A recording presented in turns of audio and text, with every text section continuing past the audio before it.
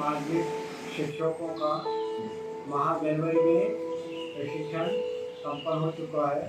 उसी प्रशिक्षण के आयामों को नए शैक्षणिक सत्र में तकनीकी प्रयोग करते हुए अध्यापन कार्य कराया जा रहा है। मैं चंदन जिला जाऊँगा।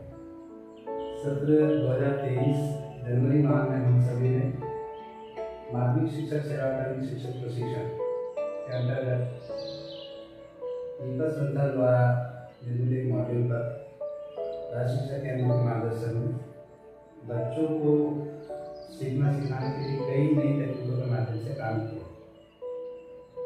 इन तकनीकों का उपयोग हमें प्रशिक्षण के बाद कक्षाओं में बच्चों के साथ करना, चूँकि इसके तुरंत बाद निर्वाचन एवं ग्रीष्मकालीन अवकाश होने से बच्चों के बीच सीधे नहीं जाता है, तो कुछ ही दिनों बाद हमारा नया सत्र 2024-25 प्रारंभ हो रहा है।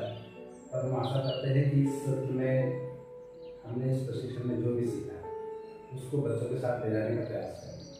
तो मेरा एक छोटा सा प्रयास है कि हम इस प्रशिक्षण को थोड़ा सा इंडिकेट करें, कुछ छोटे छोटे अंश में, कुछ छोटे भागों में हम उस प्रशिक्षण को दोहराते हैं, जिससे हम जल्दी से उस प्रशिक्षण से जुड़ जाएं और उस सीख को बच्चों तक ले जाने का प्रयास करें। तो चलिए साथ ही हम बात करते हैं। सबसे पहले हमने उस प्रशिक्षण में परिचय के बाद सबसे पहला परिचय शब्द था मेरे सपनों की कक्षा, जिसमें हमने अपने अनुभव, अपने मन के भाव रखे कि हमारी सपनों की कक्षा कैसे होना चाहिए। और निश्चित रूप से हमने ये पाया कि कहीं न कहीं अभी भी हम अपनी सपनों की कक्षा से थोड़ा सा दूर हैं, तो हमें और प्रयास करने की आवश्यकता है। इस सत्र में बहुत अच्छी सीख निकल कर आई कि सभी शिक्षक चाह रहे थे उनकी कक्षा, उनके सपनों की कक्षा भौतिक रूप से एक वातावरण बहुत अच्छा हो, सजी धजी हो, बच्चों के सीखने से संबंधित चीज़ें वहाँ पर दिखाई देती हो, उनको देखकर बच्चे सीखने की कोशिश करें और शिक्षक को भी उस वातावरण से सीखने सिखाने में मदद मिले। इस प्रकार की सभी ने एक मेरे सपनों की कक्षा एक कागज पर लिखे। ये हमारा एक बहुत ही अच्छा सत्र था। इसे हमारी राष्ट्रीय शिक्षा नीति वर्तमान परिदृश्य को लेकर बच्चों के साथ सीखने सिखाने की प्रक्रिया को करने के लिए एक गाइडलाइन हमें प्रदान करती है। उसको जाना स्पष्ट, उसमें जैसे नीति का विजन छात्रों में भारतीय होने का गर्व न केवल विचार में बल्कि व्यवहार विजय कार्यों में भी हो, और साथ ही ज्ञान कौशल मूल्यों और सोच में भी होना चाहिए, जो मानवाधिकार, स्थायी विकास और जीवन यापन तथा वैश्विक कल्याण के लिए प्रतिबद्ध हो। यहाँ पर एक वैश्विक कल्याण वर्ड आया था।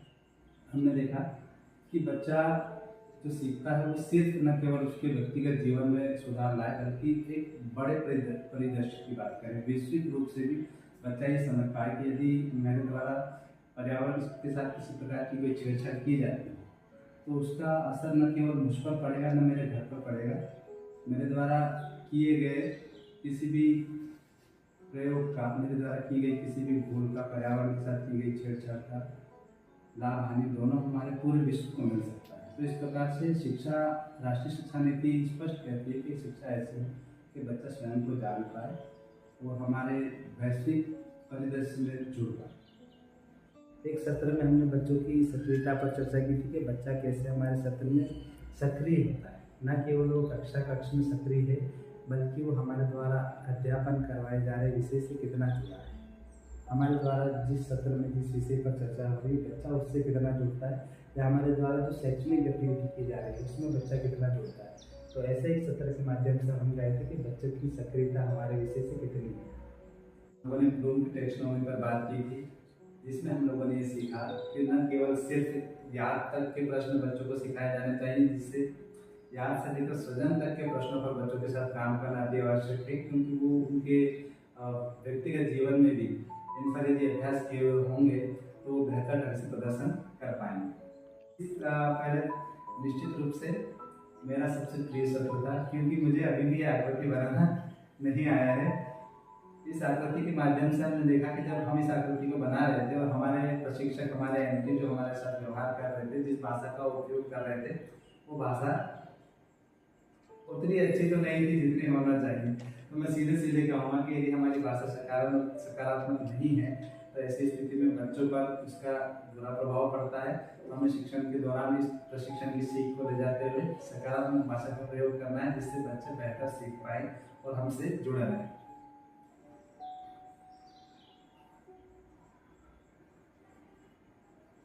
और इसी सकारात्मक भाषा के साथ साथ हमने इस प्रशिक्षण में सीखा था कि किस प्रकार से बच्चों को रचनात्मक फीडबैक दी जाए। इसके पहले भी हम लोग फीडबैक तो देते रहे, लेकिन किस प्रकार से वो रचनात्मक हो जिससे बच्चों तक बात भी पहुंच जाए। उदाहरण के लिए हम बात करेंगे इसमें 2 फीडबैक पर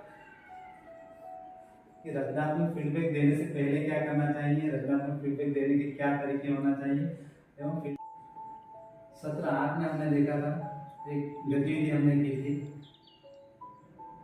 आयात वर्ग आदि के माध्यम से हमने एक आकृति बनाई और उस आकृति को स्वयं ने आकलन किया एवं अपने साथी के माध्यम से भी आकलन करवाया। और हमने ये देखा कि कहीं न कहीं हमारे किसी कार्य में कमी रह जाती है, वो हमें दिखाई नहीं देती है। ऐसी स्थिति में हमारा साथी उसे देख सकता है या उस हमारे साथी की गलतियों को हम देख सकते हैं और उसमें एक साझा संबंध बनाकर उसका सुधार किया जा सकता है।